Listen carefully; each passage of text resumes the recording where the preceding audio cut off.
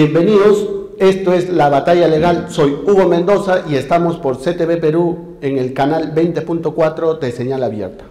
El día de hoy vamos a tratar el caso de Pedro Pablo Kuczynski, nada menos que el expresidente elegido en el año 2016, pero sobre todo vamos a ver su trayectoria política como ex ministro de Economía también en el gobierno de Alejandro Toledo, para poder analizar el comportamiento que tuvo Pedro Pablo Kuczynski, hoy acusado por la Fiscalía, si actuó de manera correcta, si cauteló los intereses del Estado, o es que muy por el contrario, trató de inclinarse en favorecer intereses particulares.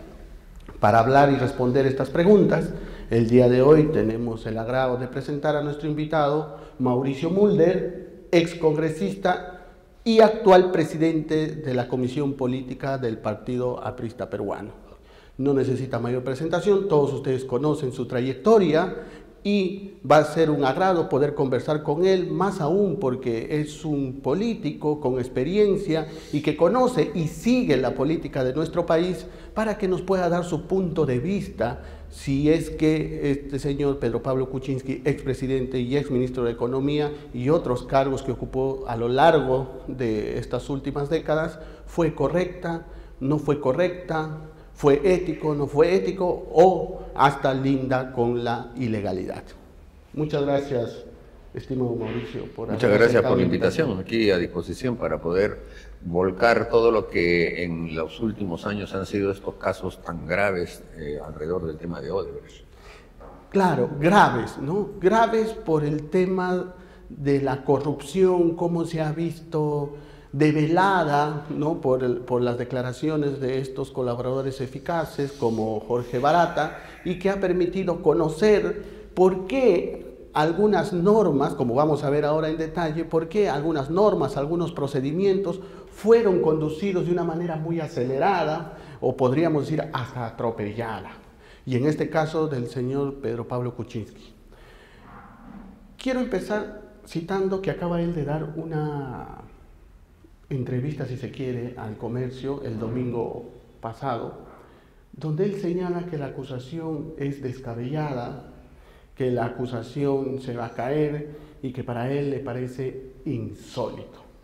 Bueno, en realidad lo que ha pasado es que se han vulnerado varios derechos que tienen las personas que son investigadas y además se ha festinado trámites, se ha filtrado todo tipo de información a la prensa y esto es consecuencia de la presencia mediática que les gustó mucho a los fiscales y que entonces hicieron juegos en pared con el IDL y con algunos medios de comunicación para también utilizar los casos y erigirse ellos como una especie de campeones o ¿no? de luchadores contra la corrupción.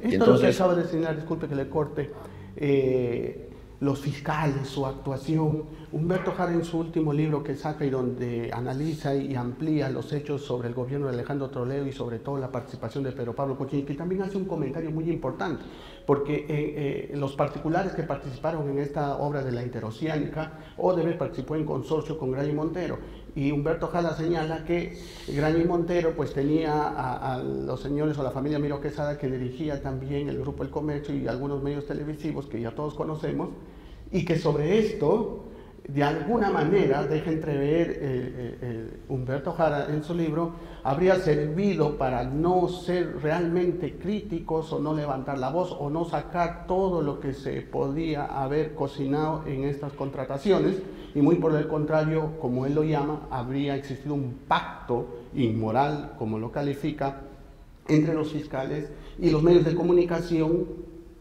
para poder filtrarle la información, ¿no? Para poder filtrarle la información. Eso es lo que y estoy así diciendo. Aparentemente eso es lo que estoy diciendo.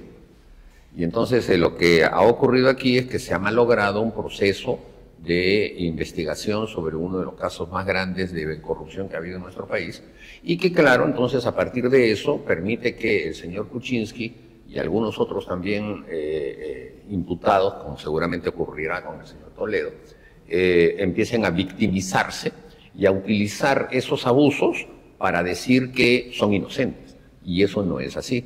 En el caso del señor Kuczynski, las imputaciones son clarísimas, son documentales y tienen además una enorme cantidad de pruebas porque son documentos firmados por quien era su hombre de confianza, el señor Sepúlveda, que manejaba su empresa, la empresa de PPK, que tenía contratos con Odebrecht, siendo él ministro de Estado. Eso es absolutamente claro y además delictivo, porque está prohibido que un ministro pueda tener intereses particulares del Estado peruano y además influir como ministro, porque era ministro de Energía y Minas, para que su empresa cobrase dinero. Y encima, él dice, no, pero era una empresa de una persona. Eso es lo de menos. La cuenta de la empresa es lo que vale, no la cuenta de las personas que están trabajando ahí. Hay empresas de una sola persona, unipersonales, que pueden tener millones de millones. No tiene nada que ver ese tema. Entonces, seamos claros, los gravísimos errores que cometió el Ministerio Público por la búsqueda de fama, de figuretismo, el hecho de que estaban endiosados por la prensa, porque además la prensa los endiosaba, no porque los considerara dioses, sino porque querían que les filtraran cosas, porque la prensa necesita también pepas, y las pepas las entregan quienes están justamente en la investigación. Y entonces, claro, que bacán, yo tengo este documento que es una bomba, yo tengo este otro que es otra cosa, que no sé qué, y claro, se levanta el medio de comunicación. Ese matrimonio que ha habido entre funcionarios públicos y judicial con la prensa es la que ha generado todo este bluff, y entonces ahora nos estamos encontrando de que todo se cae como un castillo de naipes, ¿no? Correcto. Algo muy interesante que usted acaba de señalar.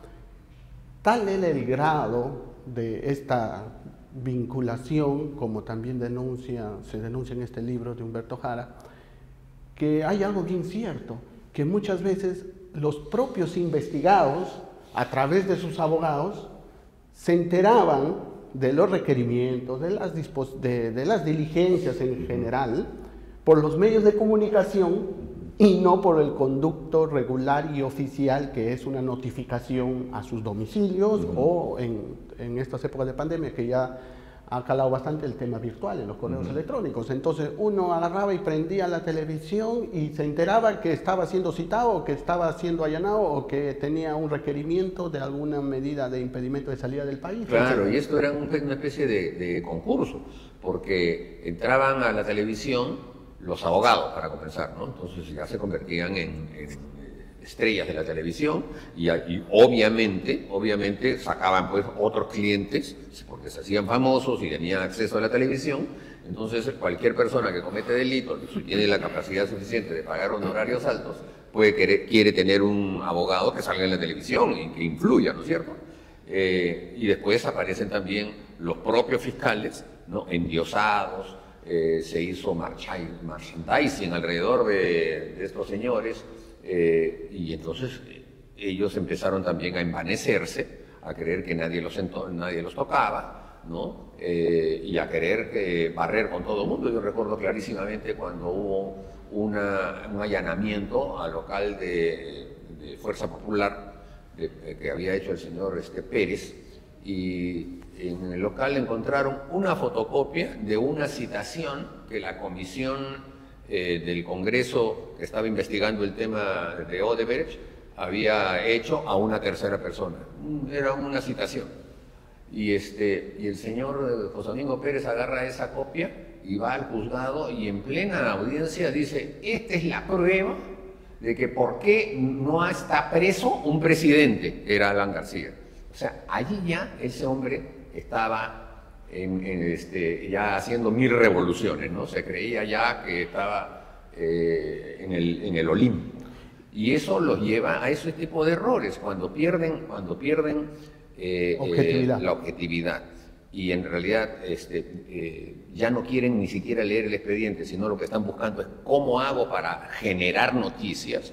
Entonces se distorsiona la investigación y evidentemente eso cae después en jueces que ya con más tranquilidad, con el tiempo pasado, se dan cuenta y no les queda otra que anular lo que ha hecho. O sea, lo que ha pasado con PPK, que han anulado 3 años de acusación, 3 años, es increíble. Claro, pierden objetividad, y esa objetividad que se exige además en la norma, en el Código Procesal Penal, para que pueda tener todo fiscal, porque de lo contrario, como usted señala, como se dice, han sido elevados a un nivel donde ya se ha perdido todo sentido de objetividad. Y probablemente, por decir un ejemplo, haciendo un poco el abogado del diablo, probablemente no lo hayan perdido, pero el solo hecho de aparentarlo ya genera mucha suspicacia de su accionar, si es regular o no, porque muestra que tienen otro tipo de intereses o que tendrían otro tipo de objetivos, y no necesariamente el de administrar justicia por el escandalizar o hacer todo una revolución por algo que probablemente en un caso natural no debería generar. No debería ocurrir. Por ejemplo, ahí la policitación que ha habido de todo este tema se demuestra en el hecho de que las filtraciones se hacían ¿a quién? Al IDL. IDL se encargaba de trabajarlas, ¿no? Obtenían mucho más información, y a partir de ahí ellos soltaban las cosas y los demás medios de comunicación se colgaban de eso. Entonces era un consorcio dedicado solamente a utilizar los casos para hacerse ellos famosos y dárselas de que son los incorruptibles, ¿no es cierto? Eso creo que es lo que ha malogrado toda esta investigación, porque ahora volver a comenzar va a ser, pues, en primer lugar, muy largo. En segundo lugar, con el tiempo las propias pruebas se van diluyendo y va a haber una reacción en contra. Acabamos de ver de que el señor Odebrecht, padre, acaba de publicar un libro en Brasil que se llama La guerra contra el Brasil, en donde él dice una serie de cosas que van a cambiar todas las cosas, porque, por ejemplo, a Lula lo van a implicar. Lula es el que traía a Odebrecht a todos los países de América Latina. Él utilizó su cargo de presidente, además a mí me consta, porque yo estuve en una oportunidad con el presidente García en Leticia, que es la ciudad trinacional, porque está Brasil de un lado, el Perú del otro lado y Colombia del otro lado, y estuve en un evento en el que estaba Lula, estaba el presidente Santos y estaba el presidente García. Y lo que decía Lula era, nosotros nos encargamos, no hay problema, porque hablaban de puentes, de carreteras, etcétera. Nosotros lo hacemos, Brasil lo puede hacer, así hablaban. Entonces era evidente de que solamente era todo un tema de negocio, y también distorsionaron incluso lo que se llama las relaciones internacionales. Porque si tú tienes a un país tan grande como Brasil, que es enorme, claro, y muy poderoso, que viene y te dice, yo te hago los puentes que tú necesitas, entonces el presidente va a decir que no es cierto, eso va acá. Entonces esas cosas van a tener que servir ahora de lección para el futuro, tanto en la política como en el derecho, como en la prensa, etcétera, porque todo lo que ha habido ahora es realmente, se ha desmoronado todo el sistema. Retomando el tema de esta anulación mediante una tutela que lograron los abogados de Pedro Pablo Kuczynski, que se anulara la acusación.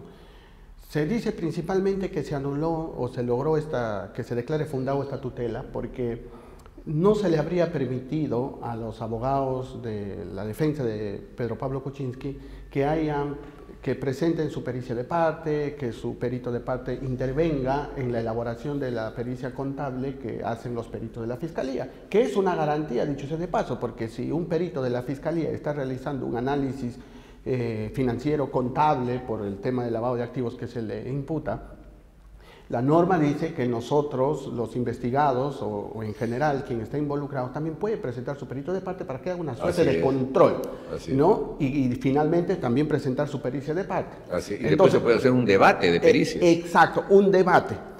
Eso no se le habría garantizado, y además, como se dice también en la entrevista, Pedro Pablo Kuczynski dice que no se le habrían aceptado tampoco otros investigados, por eso él considera que la investigación fue cerrada o la acusación es precipitada porque no se cumplió o no se investigó a cabalidad considerando mis peritos, mis testigos, y finalmente el juez le dio la razón.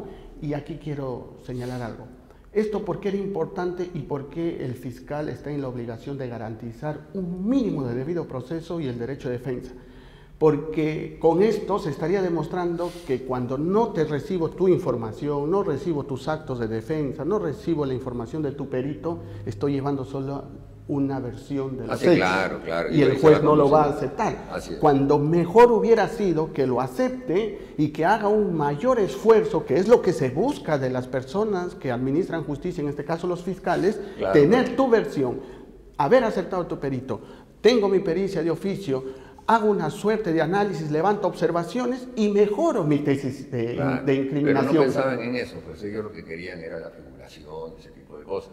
Te pongo un ejemplo. En una oportunidad nos llegó al partido una notificación de un fiscal apellidado Caballero, me parece, o Castellanos, en el que decía habría proceso contra el Partido Aprista Peruano considerando que era una organización criminal. Y decía que la organización criminal se prueba en los siguientes hechos. En primer lugar, hay una estructura jerárquica. Yo digo, ¿en qué sociedad no hay una estructura jerárquica en una empresa, etcétera? Bueno, primera prueba. Segunda prueba, cuando se les pregunta a los integrantes de la organización criminal si son una organización criminal, ellos contestan que no. O sea, le preguntaron, fueron al local del partido, le preguntaron a 2 o 3 personas que estaban ahí caminando, ¿el APRE es una organización criminal? No, no lo es. Para él, para este fiscal, sí, eso es una prueba de que sí es una organización criminal, porque las organizaciones criminales, tenía él en su cabeza, siempre dicen que no, nunca reconocen. Esa es una prueba, y eso es similar a la mafia y a la Tangreta que había en Italia. ¿Cómo puede un fiscal escribir una cosa como esa? Y sin embargo, abrieron el proceso, llamaron a muchas personas a comparecer, juntaron ese tema con el tema de los llamados narcoindultos. Le preguntaron a cerca de 4.000 internos si habían pagado por los indultos y ninguno, es increíble, porque habían personas allí que podrían decir que sí o que, o sea, por dinero, lo que fuera, porque eran reclusos. Ninguno dijo que había pagado nada y se les cayó el tema. Entonces, ¿cómo han dilapidado la solidez de la investigación real y firme, ¿no? Y entonces eso tiene que llevar a una reforma judicial, pero así a gritos. Le quita seriedad, ¿no? Le quita seriedad. Porque algo que usted toca que es muy importante y debemos decirlo, y yo como abogado también, porque conozco de esto por el ejercicio de la profesión, es que, digámoslo en una frase, se ha abusado del uso al momento de imputar organizaciones criminales a todo tipo. Así es. Al extremo que la Corte Suprema ha tenido que llegar a decir, porque también se imputaba organizaciones criminales y la supuesta estructura de la organización criminal lo que hacían era copiaban y pegaban la estructura que estaba en el ROFIMOF de una región o de una alcaldía. Ahí está la estructura, la estructura jerárquica, las funciones también. Discúlpame, ese organigrama es de la organización pública del Estado, de un municipio, de una región, entonces tú no puedes copiar y pegar y decir que ya está la estructura de la organización, y la Corte Suprema con buen criterio dijo, mira, ¿sabe qué? No se puede criminalizar al Estado porque lo estás criminalizando, llevándolo al tema de los partidos políticos como usted bien lo ha señalado. Tampoco se puede decir que basta con decir que existe una mínima organización o estructura para decir que ya estamos frente a una organización criminal. Porque claro está que todo tipo de organización, como la política, tiene que tener una estructura, tiene que tener áreas, tiene que tener funciones, tiene que tener integrantes y que se deben a un orden, ¿no? A una organización propiamente dicha. Entonces, para realmente hablar de organizaciones criminales, la Fiscalía pues tiene que hacer unos actos de investigación o dirigir su investigación muy al margen, si es posible, dejar de lado a la organización propiamente de política o de un Estado, sino realmente descubrir, si es que estamos frente a una verdadera organización criminal, descubrir cómo es que realmente funciona y cómo se estructura, ¿no? Entonces, pero eso no vemos, sino por lo que se ve, aparentemente se usa esta figura simplemente para poder tener a las personas o poder activar esos actos especiales de investigación que cuando no son por organización criminal no se pueden hacer, ¿no? Como las escuchas, las interceptaciones telefónicas, la videovigilancia y el abuso clarísimo de la prisión preventiva por 36 meses. Entonces, para poder tener todo ese aparato de poder para dirigir una investigación, la Fiscalía utiliza la imputación de organización criminal a unas mínimas coordinaciones que muchas veces son inocuas, ¿no? O sea, inofensivas, dicen organización criminal. Pero lo que pasa es que también detrás de todo eso había también un lobby muy grande de medios de comunicación que presionaban, por ejemplo, yo recuerdo cuando se estaba discutiendo el decreto legislativo 300, me parece que era, el que tenía el marco de la investigación de todo lo que significaba organizaciones criminales. Y cuando se quería poner algunos artículos, y recuerdo eso de la discusión que teníamos en el Parlamento, algunos artículos que fueran garantistas, todo el mundo saltaban y decían, no, ¿cómo es posible? Quieren blindarse entre ellos, que no sé cuántos. Y entonces se hizo un decreto legislativo, que al final eso fue responsabilidad del gobierno, totalmente draconiano, sin casi derechos para las personas, que permite abusos como los que se han cometido. Uno, por ejemplo, era que cuando una persona quiere acogerse a la colaboración, no es que decirme ya me voy a colaborar, no. O sea, la colaboración te la ofrece el fiscal siempre y cuando tú le des al fiscal algo que él, digamos, podemos llamarle, sea una pepa, una cosa importante, ¿no?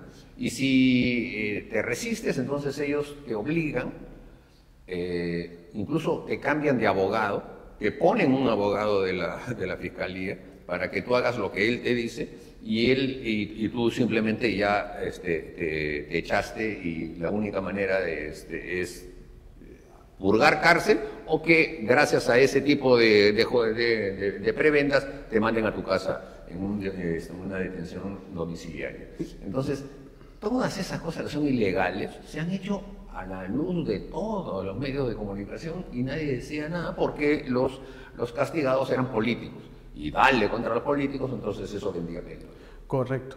Retomando al tema, pero Pablo Kuczynski, él habla de una muralla china, que usted hace un momento tocó de la empresa Westfield Capital, y que él, siendo ministro de Energía y Minas, daba servicios de asesoría, ¿no? Con su ex socio, o actual socio también, Gerardo Sepúlveda, que es el chileno. Entonces, él en su defensa señala que en ese momento él dejó la empresa, ¿no? y lo dejó en la dirección de Sepúlveda, y que había una muralla china porque era para él imposible que pudiera tener conocimiento de lo que podía desarrollar la empresa o todo lo que podía darse, ¿no? Entonces, de acuerdo a su experiencia,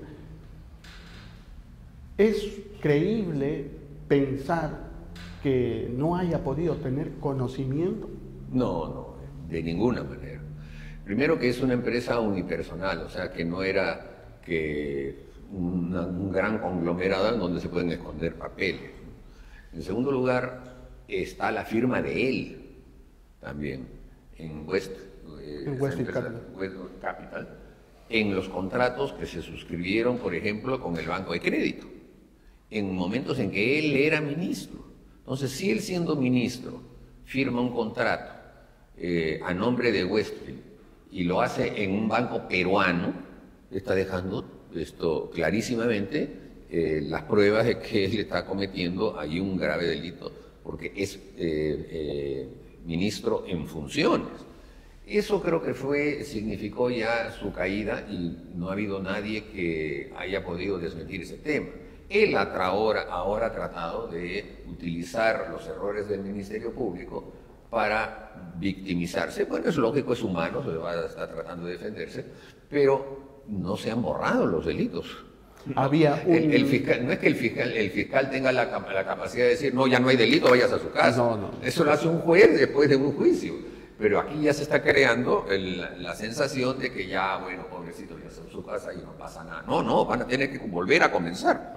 Así es. Y la Fiscalía tener mucho más cuidado para que no pierda la credibilidad que debe tener frente a este control de acusación que probablemente venga posteriormente, que se subsane estas observaciones, estas omisiones que el juez ha considerado al declarar fundado esa tutela, pero principalmente es un conflicto de interés que impide que él, siendo ministro de Energía y Minas, pueda su empresa pues brindar consultorías, porque por ese conflicto de interés, por ese privilegio de la información que pueda conocer como alto funcionario, se presta a sospechar válidamente de que pueda haber un beneficio indebido, un direccionamiento o saltarse algunas normativas o tener incluso información privilegiada. Así es. O sea, ahí hay una claridad meridiana de que sí hay delitos que se han cometido. Eso no creo que lo pueda negar ni siquiera su propio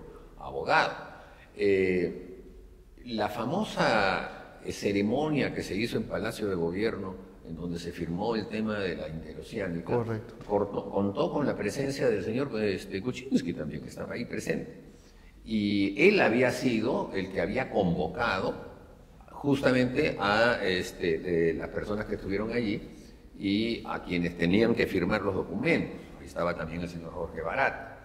Esa ceremonia tiene una serie de delitos que se hicieron y distintas personas. Ahí está el señor Fernando Olivera, que después aparece diciendo que él había resuelto el problema porque se había ido a la Contraloría a presionar al Contralor para que saque una observación que había hecho. Eso es totalmente delictivo, pues, ¿no es cierto?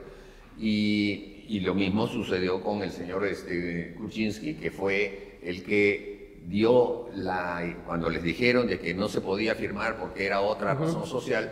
El señor Kuczynski fue el que llamó al estudio Monroy para que el estudio Monroy fuera, y ellos son los que destrabaron en ese momento el tema y firmaron ahí nomás el documento cuando no debían haberlo hecho. Y entonces ahí está incluso su participación, y sabiendo de que seguramente, no sé si lo sabían en ese momento, pero después de eso fueron 35 millones de dólares que le dieron de coima al señor Toledo.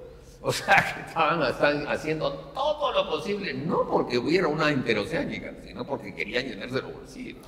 Claro, eso ahora se conoce por todo lo que se ha podido descubrir a propósito de esas declaraciones de colaboradores eficaces como Jorge Barata, ¿no?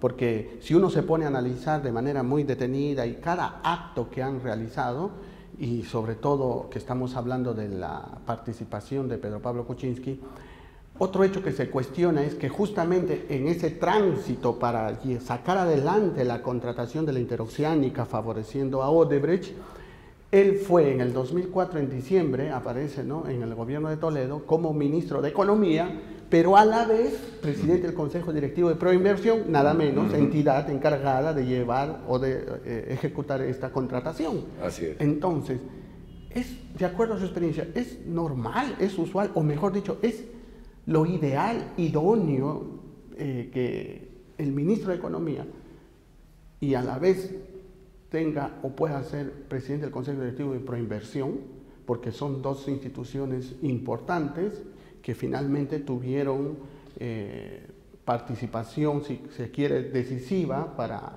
esta contratación. Pero entiendo que el ministro de Economía y Finanzas es per se presidente del conglomerado económico del Estado.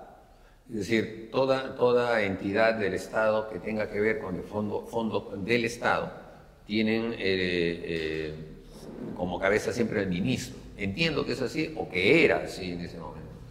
Pero es claro de que todas las personas que intervinieron allí, que eran funcionarios de alto nivel, sabían dónde estaban, que eran personas que tenían una experiencia muy grande en el manejo de las finanzas del Estado. Y claro, había una presión muy grande también para el tema de la interoceánica. No nos olvidemos que Puno hizo un paro también de casi una semana para que se firmara el documento. Incluso hubieron muertos por la carretera interoceánica, y al final no se sabe si realmente el tramo que le tocaba a Puno se hizo como ellos estaban queriendo o no, pero lo cierto es que toda esa presión que ellos hicieron con marchas, etcétera, como la están diciendo para ahora, terminó en lo que fue en 35 millones de dólares de coima. Entonces, en algún momento también tendría que investigarse, aunque pueda ser tan difícil, cómo también se mueve a las masas en las calles para obtener un resultado que va a llevar que un delincuente que está en la sombra se llene los bolsillos. Eso es prácticamente lo que ocurrió con el tema del ingeniero Síndico. Porque entiendo que ahora esa carretera, que yo la he transitado en buena parte, pero tiene muy poco tránsito. O sea, no me está pagando el gasto. O sea, no justifica. Y sobre todo el sobrecosto que significó. Así es. Ese es el tema. Ese es el tema. Para ir terminando, este tema de proinversión y sobre todo, como usted bien ha señalado, se sacó de manera apresurada porque finalmente lo que se buscaba, ¿no? Ahora que se conoce, eran esos 35 millones.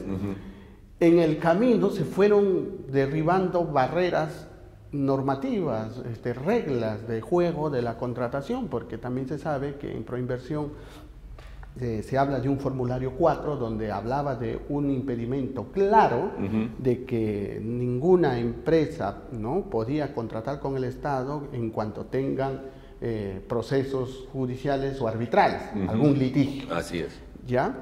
Entonces, ahora se conoce que esto se modificó justo en el contexto para decir o limitar esa prohibición, porque se enteraron de que Odebrecht había denunciado al Estado. Entonces, como la prohibición era para ambos, o cuando el particular denuncia o el Estado también denuncia, pero lo modificaron y solo pusieron la regla de impedimento a que solo va a ser prohibido cuando es el Estado quien denuncia y no la empresa. Entonces, esto también es un indicio muy importante para poder ver, ahora que se conoce, repito, todos los hechos, de que habría sido esta modificación un indicio claro para favorecer a Odebrecht. Bueno, eso tendríamos que preguntárselo al señor Nelson Chac, que era ya en ese entonces el Contralor General, y que recibió, presumiblemente, la visita del señor Olivera, que había sido ministro, y en este momento era embajador del Perú, era un funcionario público, para que destrabara la supuesta situación de entrampamiento que tenía la ceremonia que se estaba teniendo en el Palacio de Gobierno. Correcto, y esa es otra historia también que parece de Netflix. Tendrán que contar cómo es que la Contraloría había hecho una observación y después por una conversación la levantó. Así tan fácil, ¿no? Incluso yo recuerdo que una de las fórmulas que buscaron para permitirse que la ceremonia continuara era que habían encontrado en que en un documento decía empresa Odebrecht S.A. y la otra decía empresa Odebrecht S.A.A. doble A. Entonces por una A, no, es otra empresa, decían, ¿cierto? Y entonces se valieron de eso para hacer la firma. Entonces, es decir, todo esto ha sido una demostración de que somos un país chicha, cantinflero. Todas estas cosas demuestran ese tipo de cosas, falta de seriedad y manejo público que se hacen pues como si fuera un circo, y se meten la plata al bolsillo como si nada, y peleando como si fueran Alibaba y los 40 ladrones. Correcto. El contralor de aquel entonces, como usted señala, en este caso era el señor Genaro Matute, advirtió a este Consejo Directivo de Proinversión y a todos los funcionarios, incluido Kuczynski y Toledo, de que había un problema de financiamiento, ¿no? Que él veía un sobrecosto, y sin embargo hicieron caso omiso y siguieron adelante. Y la otra observación fue en el momento, el día que se iba a anunciar la firma del contrato, y hay todo un minuto a minuto, porque entra un oficio de una funcionaria de la Contraloría y que dice que no se puede firmar porque había un litigio también con el Estado, pero finalmente la presión y el compromiso ahora a la luz de los hechos, ¿no?, aparentemente era tan grande, porque se dice que se habría buscado esos 35 millones, pero que finalmente se logró firmar el contrato contra viento. Así es, contra viento y marea. Muchas gracias. Bueno, a muchas gracias. invitado Mauricio Mulder. Como ustedes conocen, tiene una amplia trayectoria y nos ha ilustrado muy bien y nos ha dado sus opiniones muy claras y contundentes sobre cómo se ha suscitado toda esta trama de corrupción en la que se ve involucrado y actualmente cuestionado el expresidente de la República, ex ministro de Economía, Pedro Pablo Kuczynski. Y sobre todo también hemos sacado reflexiones muy importantes del por qué nuestros fiscales deben actuar con objetividad para no perder lo que deben cuidar, su credibilidad frente a un caso que lleven a juicio, frente a un caso cuando lleven a defender su tesis incriminatoria frente a un juez o a un jurado, ¿no? A un colegiado, perdón, cuando van a afrontar un juicio, para que puedan ser creíbles, para que puedan demostrar su objetividad y así no se generen suspicacias y finalmente los casos se terminen cayendo. Nuevamente muchas gracias. Muchas gracias.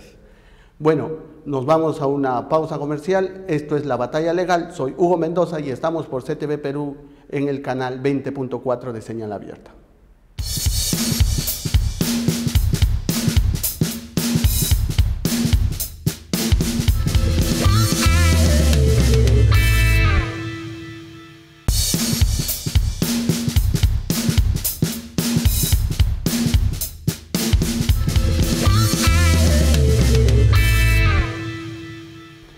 Regresamos de la pausa comercial, esto es La Batalla Legal, soy Hugo Mendoza y estamos por CTV Perú, canal 20.4 de Señal Abierta.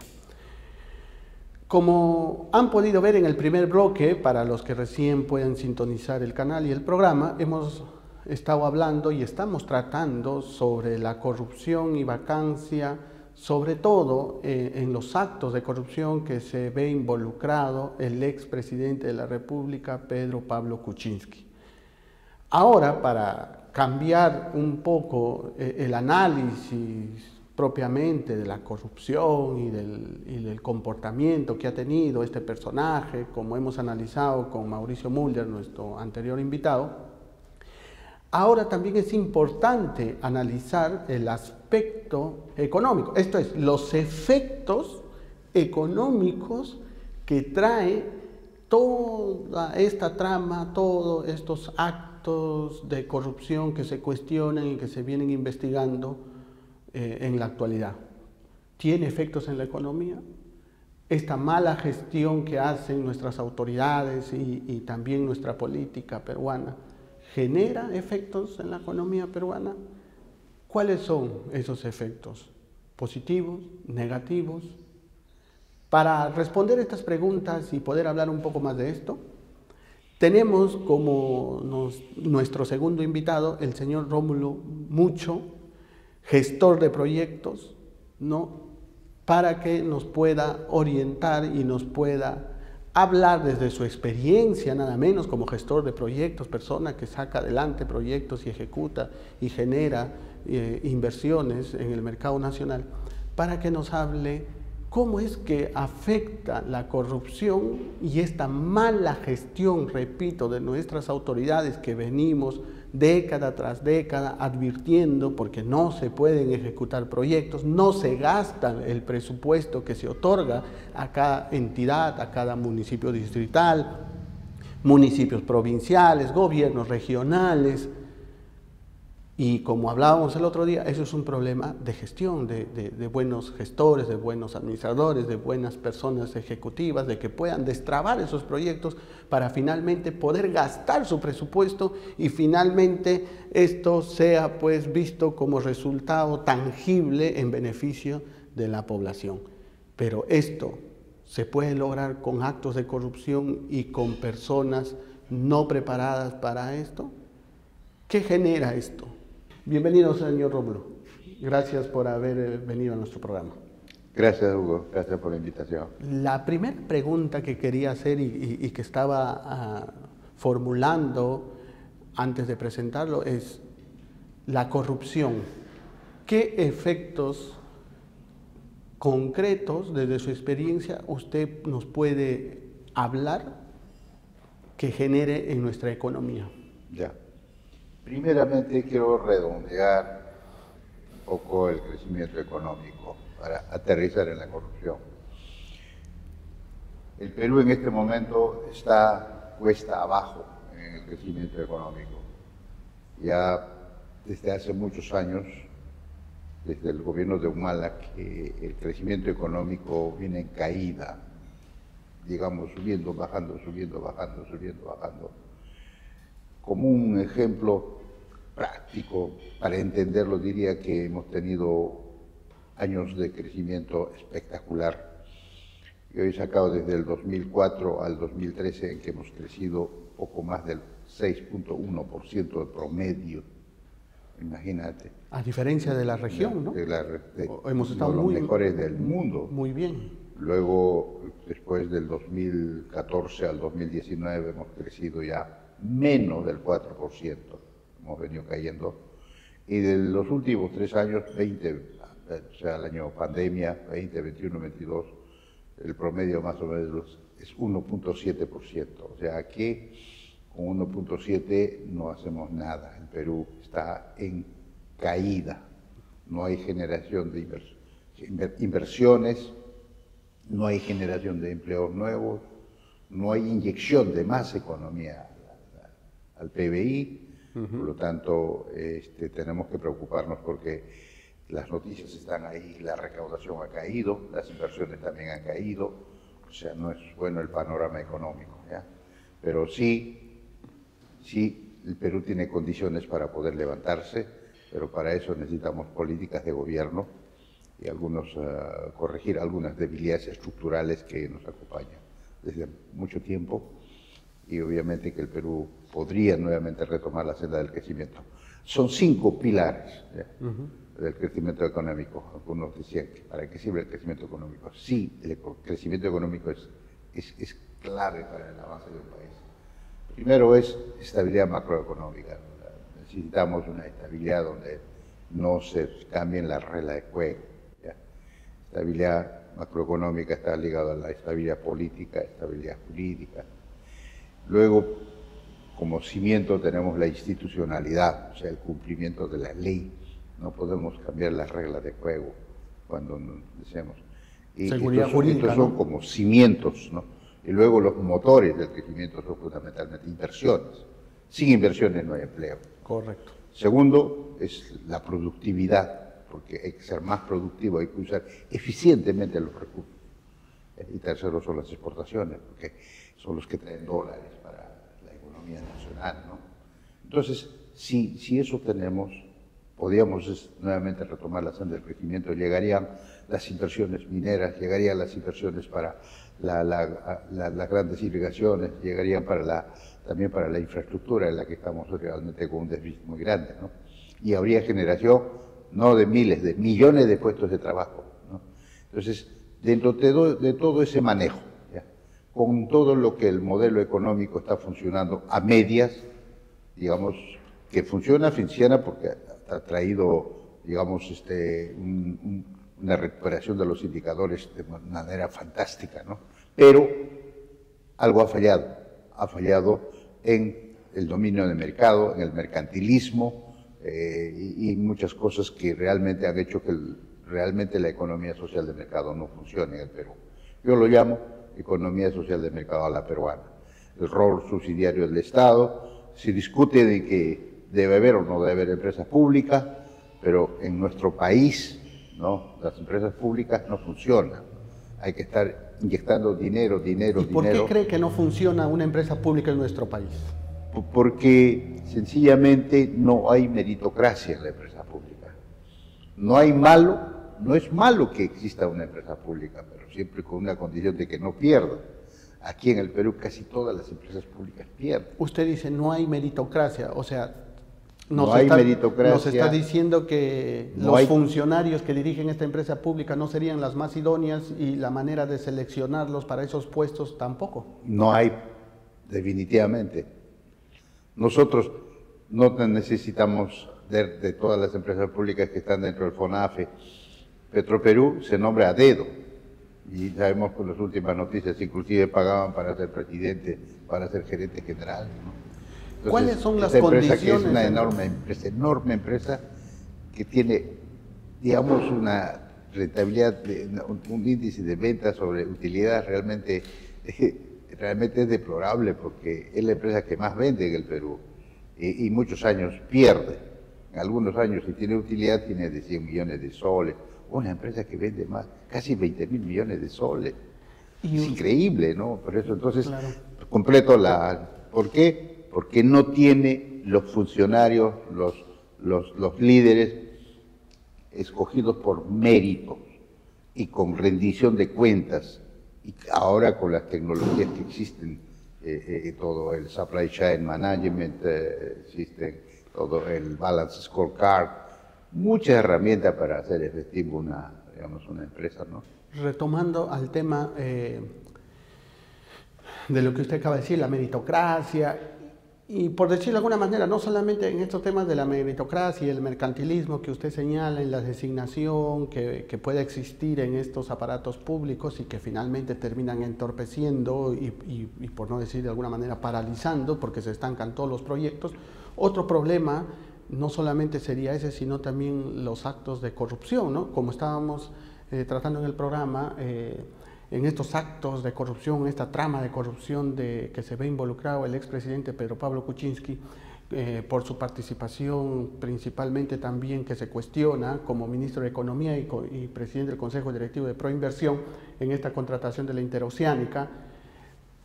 Resumiendo, estos actos de corrupción que ha afectado y calado en el sistema de la construcción, un sector del empresariado peruano, cómo afecta también, ¿no? Toda esta trama de corrupción que se ha visto, que hemos descubierto, ¿no? Que le denominan el Club de la Construcción y todo, cómo afecta eso finalmente, y que lamentablemente tenemos, repito, a un expresidente, nada menos como muchos otros, Pedro Pablo Kuczynski, involucrado, que se cuestiona que habría direccionado, roto barreras de prohibiciones, ¿no? El formulario 4, circular, etcétera, para sacar adelante la contratación de Odebrecht en consorcio con Granier Montero para hacer esta carretera interoceánica. Se cuestiona corrupción. ¿Cómo afecta eso? Mira, nos hemos dado cuenta de que no basta la meritocracia también. Faltan valores, falta el amor al país, falta la autoestima, la identidad, de que tiene que ser honesto. El líder tiene que ser honesto para dar el ejemplo al resto, ¿no? Y dado los hechos, nos hemos dado cuenta pues que nos hemos engañado, ¿no? Muchos, casi la mayoría, mira, tener 7 años, casi 6 presidentes, dice mucho, ¿no? De la realidad del Perú, y eso nos coloca, digamos, en el prestigio a nivel mundial como un país corrupto, un país, y además también quizás de alguna manera podría ser un aliciente de que hay 3 en la cárcel. Uno puede decir la justicia está funcionando de alguna manera, ¿no? Pero hay que ser sincero.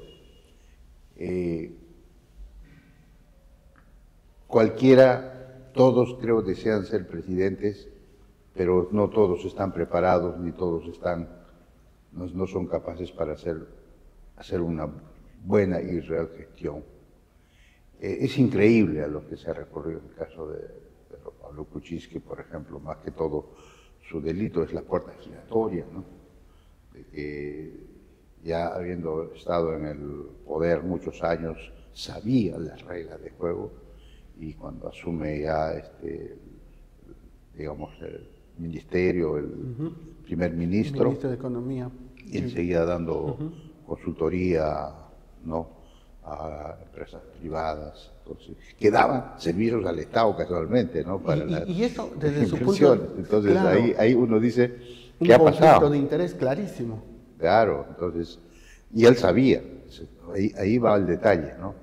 Claro, mira, yo soy ingeniero ya, y lo veo. El lobismo no es un delito en los Estados Unidos. No, está regulado aquí en la ley, porque hay una ley de gestión de intereses, se llama. Es legal, y además, si alguien quiere invertir en un país que desconoce, es decir, en África o en América Latina, no conoce el sistema legal, él no conoce el sistema tributario, no conoce mucho cómo es el ecosistema. Entonces, y alguien tiene que orientar cómo funciona el negocio, y ese es el famoso lobby, ¿no? Correcto. Entonces, pero aquí el lobby fue en la puerta giratoria, casualmente, ¿no? La puerta giratoria. O sea, entonces él tenía que entender que siendo ya primer ministro y ahora candidato a presidente, tenía que cuidar bastante, ¿no? Ser pulcro en ese sentido, cortar la línea divisoria, ¿no? Para decir no.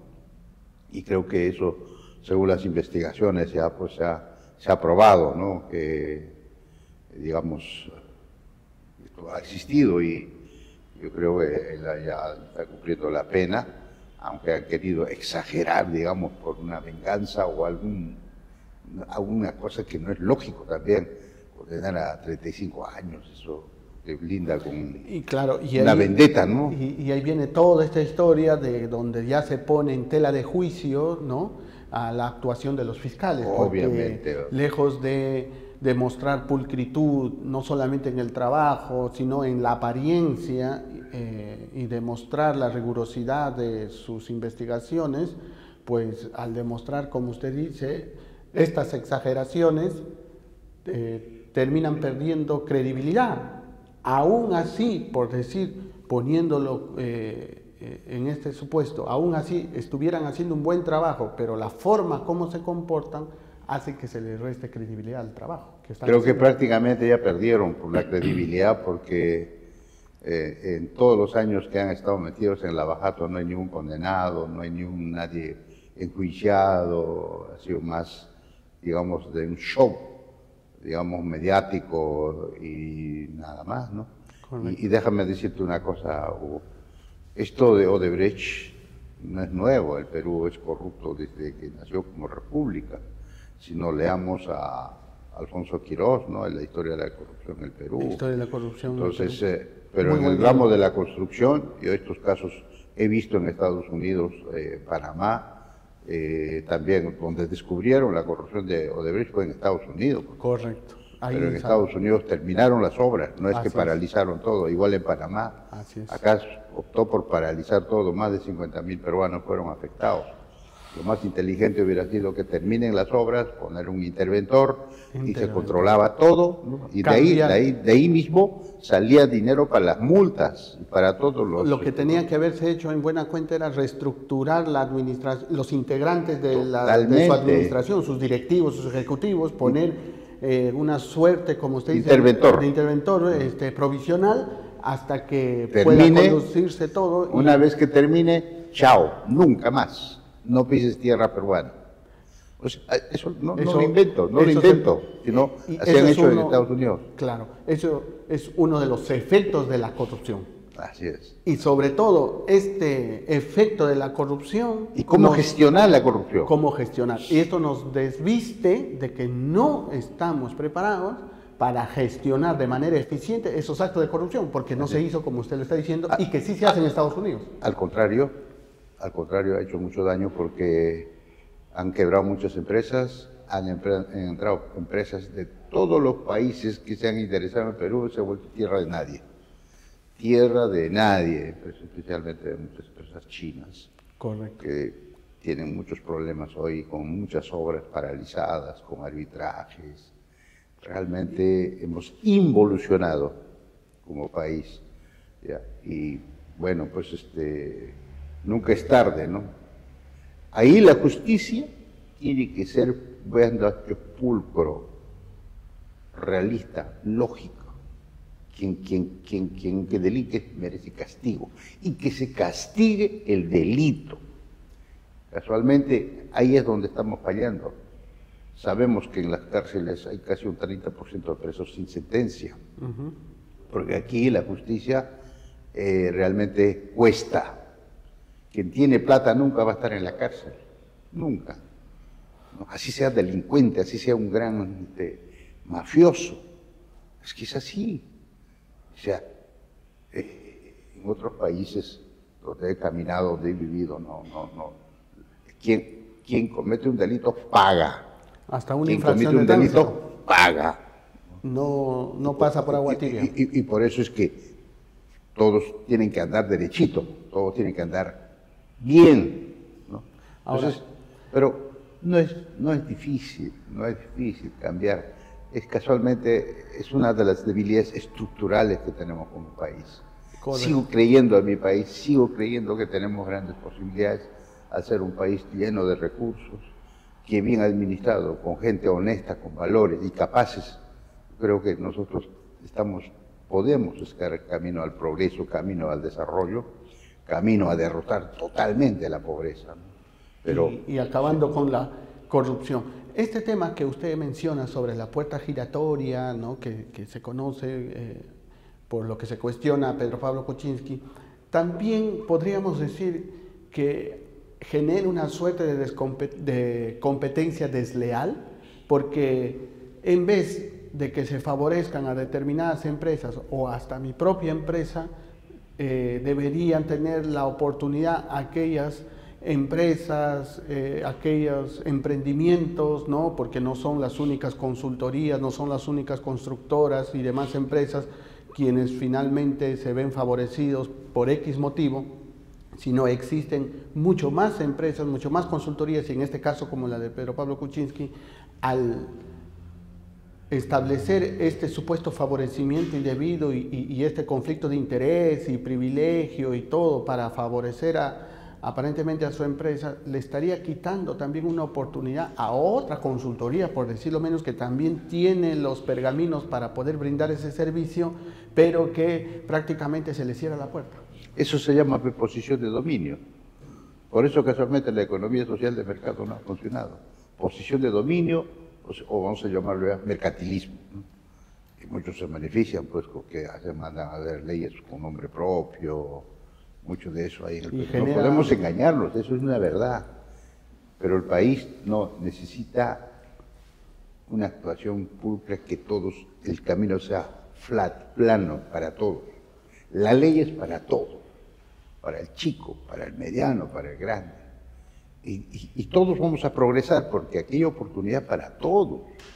Por eso es que este tipo de actuaciones, como la que estamos analizando del expresidente Pedro Pablo Kuczynski, que en muchas tienen conflicto de interés, son cuestionables y algunos hasta delictivos, como se están investigando, ¿no? Aparentemente delictivos, y ya se determinará con una condena, terminan haciendo mucho daño al país. Mira, y fíjate que el trabajo de la corrupción aparentemente parece eficiente cuando dice 25.000 millones de soles se han robado el año pasado. El anteaño pasado 23.000 millones de soles. El otro año así como 22.000 millones. O sea, yo saco 5 años, casi 100.000 millones ya han ido a la cuando deberían ir a proyectos déjame terminar. Públicos. Con 100.000 millones, ¿qué hubiéramos hecho? Con 100.000 millones, querido amigo, querido televidente, hubiéramos resuelto muchas de las brechas que tenemos, brechas sociales, en infraestructura, en derrota de la pobreza, en atender los servicios básicos, en infraestructura, en educación. ¿Cuántas escuelas hubiéramos construido? ¿Cuántos hospitales? Y cuánto de... Realmente es increíble. Y la Contraloría dice, bueno, se ha vuelto pues un contador digamos, de soles que salen, pero el control, señor, el control concurrente que decía que ya iba a haber en las obras de ejecución, estamos mal. El próximo año seguramente van a decir otra vez, también se han ido hoy 25.000 o más de 20.000 millones, y todavía desgranando distrito por distrito, provincia por provincia, pero eso, si bien es cierto, es un diagnóstico, pero no ayuda a nada. Le informe decir, mira, se ha cortado, hoy ya no hay corrupción. Bueno, mucho dice, mi querido amigo, voy a completar la idea, es que desde arriba, desde el presidente de la República, ministros impecables, congresistas, funcionarios, altos funcionarios, gobernadores, alcaldes, tienen que ser pulcros, limpios. Ese día la gente se va a dar cuenta que tiene autoridades limpias, así que de por sí los funcionarios de bajo los de baja, digamos, nivel de responsabilidad, también van a tener miedo. Y que la justicia no sea cuando ya pasó, sino en el acto. Vamos a cambiar la historia del Perú. Que se reduzca drásticamente el dinero que se va en la corrupción. Y vamos a resolver rápidamente con todas las brechas que existen en el país. Y entonces, si decimos más crecimiento, más la reducción total de la corrupción, a nuestro país, al Perú, no lo para nadie, amigos, no lo para nadie. Y hoy sí casi somos el hazmerreír del mundo, con todo lo que está pasando, ¿no? Con toda la inestabilidad, la incertidumbre, la falta de confianza de los inversionistas hacia el país. Y además, ahora se está yendo todas las autoridades a distintos países para promocionar el país. Pero más que promocionar afuera, necesitamos promocionar adentro. Acá, adentro hay que promocionar y hay que resolver el problema interno con todas nuestras comunidades, con todos nuestros pueblos. Recién podemos salir adelante, decir, señores, vengan a invertir, porque las condiciones existen. ¿Qué pasa en este momento? Viene el inversionista y hay conflicto por acá, hay conflicto por allá, pero allá dijiste, señor, que todo el marco legal es excelente, que tenemos todo controlado con los conflictos, ya tenemos todas las soluciones, y cuando vienen, muchas encuentran que todo está paralizado, bloqueado. Y todo Pensemos de una vez por todas que hay que cambiar. Toda esta crisis que se ha generado, quisiera pedirle su opinión.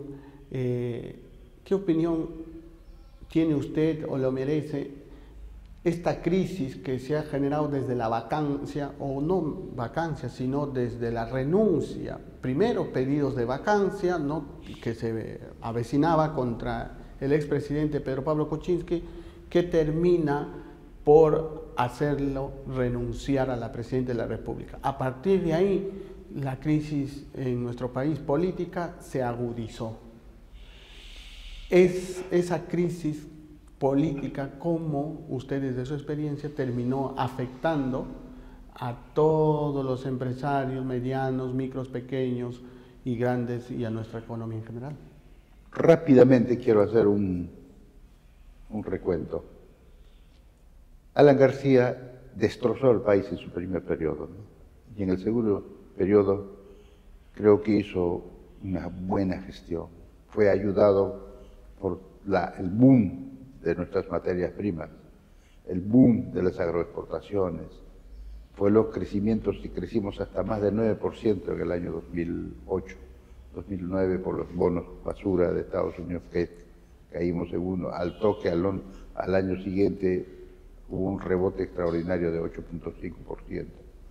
Y su promedio de su lustro, ¿no?, estaríamos hablando casi de un 7% de crecimiento del Perú, jamás visto en la historia.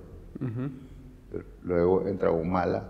Es verdad también que en los años 2012, con Humala no sale con Tía María, él era anti-inversión, ya entró con otra, digamos, oferta al gobierno, y obviamente nos paralizó las inversiones, y solo se benefició con los proyectos que habían empezado antes, que estaban concluyendo en el 2012, 13 hasta 14, ¿no? Y el crecimiento seguía, pero todo lo que él ya propuso ya no salió nunca, y desde el 2014 comenzó la caída abrupta, ¿no?, de las inversiones, de todo, la recaudación, y hay momentos que crecimos así casi 2%, era un ridículo.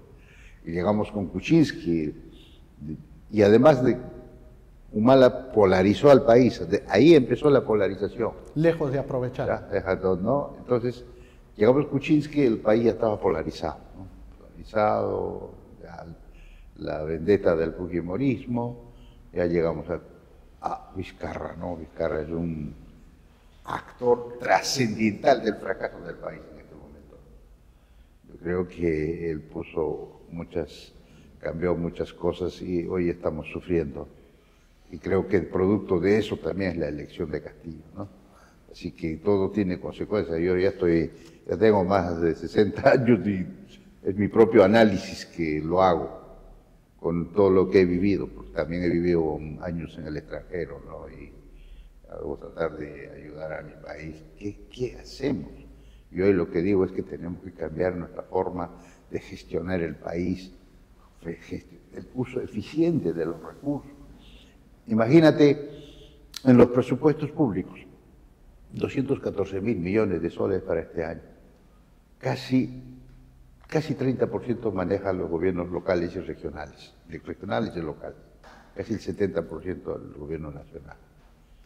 Y al final de año vemos unos más eficientes, creo que han gastado el 70%, algunos más ineficientes han gastado casi un 30 o 40% del presupuesto.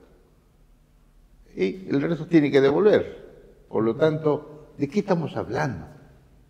Cuando decimos no se cierran las brechas, es la ineficiencia y la corrupción lo que está tumbando al Perú.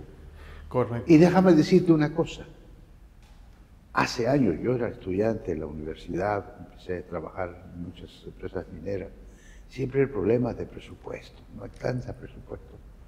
Ya con el crecimiento económico ha habido bastantes ingresos, entonces desde hace años que el problema en el Perú no es problema de dinero, no es problema de plata. Es gestión.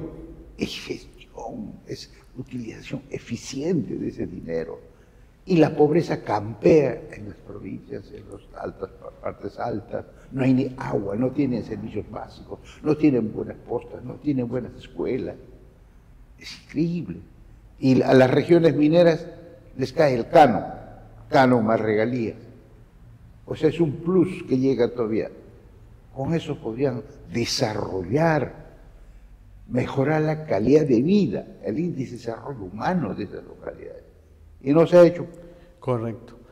Bueno, llegamos al final del programa. Agradecemos a nuestro invitado Rómulo Mucho por su brillante, objetiva y sobre todo sincera reflexión sobre cómo la corrupción afecta nuestro sistema económico, cómo el no respetar la meritocracia afecta también a la economía en general, porque como bien señala, necesitamos buenos gestores y lamentablemente el principal problema del Estado, además de la corrupción, es el no seleccionar de manera adecuada a nuestros funcionarios y servidores públicos y sobre todo a nuestras autoridades. Mientras no se cambie eso, no vamos a poder lograr el crecimiento que pueda disminuir aquellas brechas de desigualdad. Nuevamente, muchas gracias. ¿Puedo añadir algo? Claro que sí. No nos preparamos para gestionar dinero, no nos preparamos para gestionar desarrollo. No supimos antes de que iban a llegar ingentes cantidades por las exportaciones, por plata, y no preparamos gente y no nos preparamos nosotros.